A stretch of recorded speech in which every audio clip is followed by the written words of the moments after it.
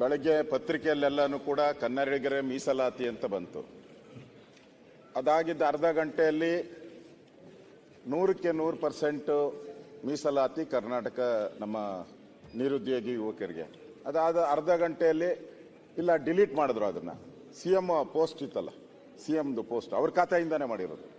Delete ಮಾಡಿಬಿಟ್ಟು ಇಲ್ಲ 75% 50% ಅಂತ ಆಯಿತು. ಆಮೇಲೆ ಅದಾದ್ಮೇಲೆ ಮತ್ತೆ ಅರ್ಧ ಗಂಟೆ ನೋಡಿದೆ, ಅದಾದ ಎಂಟೈರ್ ಡಿಲೀಟು. ಅಂದ್ರೆ ಮುಖ್ಯಮಂತ್ರಿಗಳದ್ದು ನಾನು ಹೇಳ್ತಾ ಇರೋ ಖಾತೆ ಬೇರೆದಲ್ಲ. ಅದಕ್ಕೆ ಅಲ್ಲ, ನೀವು ಕ್ಲಾರಿಫಿಕೇಶನ್ ಸರ್, ನೀವು ಕ್ಲಾರಿಫಿಕೇಶನ್ ಕೊಟ್ಬಿಡು. ಒಂದೇ ನಿಮಿಷ, ನಾನು ವಿರುದ್ಧ ಮಾತಾಡ್ತಾ ಇಲ್ಲ. ನಾನು ಸಿದ್ದರಾಮಣ್ಣವರು ನನ್ನನ್ನು ಯತ್ನಾಳವರು ಬಹಳ ಹೊಗಳಿದ್ರು ಸಿದ್ದರಾಮಯ್ಯನವ್ರನ್ನ. ಅಂದ್ರೆ ಗಟ್ಟಿ ನೀವಿರ್ಬೇಕು, ಇದನ್ನ ಬಣ್ಣ ಹಚ್ಚಕ್ ಹೋಗ್ಬೇಡ್ರಿ. ನಮಗ ಸಿದ್ದರಾಮಯ್ಯನವ್ರ ಬಳಿ ಒಂದು ಕೆಲಸಕ್ಕೆ ಹೋಗಿಲ್ಲ, ಅವ್ರ ಕಚೇರಿಗೆ ಹೋಗಿಲ್ಲ, ಅವ್ರ ಮಾರಿ ನೋಡಿಲ್ಲ. ಅಲ್ಲ ನೀವು ಅಂತ ಹೇಳಿದ್ರಿ. ನೀವು ಹಿಂಗ್ ಹಾಕಿ ಫುಲ್ ಟಾಸ್ ಹೊಡೆದ್ರೆ ಯತ್ನಾಳ್ ಏನೂ ಆಗೋದಿಲ್ಲ.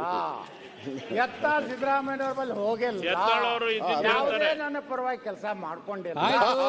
ನಾನು ಅಡ್ಜಸ್ಟ್ಮೆಂಟ್ ರಾಜಕಾರಣ ಮಾಡಿಲ್ಲ. ಬಿಡಿ, ಯತ್ನಾಳ್ ಅವರು ಇದ್ದಿದ್ದು ನನ್ನೇನು ಕೂಡ ನಾವು ಈ ಕನ್ನಡ ಮೀಸಲಾತಿ ಬಗ್ಗೆ CM ಅವರು ಪೋಸ್ಟ್ಗಳನ್ನು ಪದೇ ಪದೇ ಚೇಂಜ್ ಮಾಡೋದ್ರಿಂದ ಬೇರೆ ಯಾರ್ದಾಗಿದ್ರೆ ಪರವಾಗಿಲ್ಲ, ಬೇರೆ ಯಾರೋ ಮಾಡಿದ್ರೆ ಪರವಾಗಿಲ್ಲ.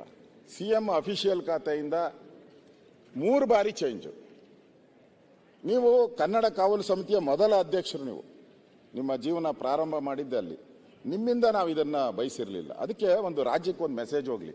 ಈ ಪತ್ರಿಕೆಯಲ್ಲಿ ಬಂದಿರೋವಂಥದ್ದು ಪದೇ ಪದೇ ಹಾಕಿದ್ದಾರೆ. ಅದರಲ್ಲಿ ಪೋಸ್ಟ್ ಅಳಿಸಿ ಹೊಸ ಪೋಸ್ಟ್ ಮಾಡಿದ ಮುಖ್ಯಮಂತ್ರಿ ಅಂತ.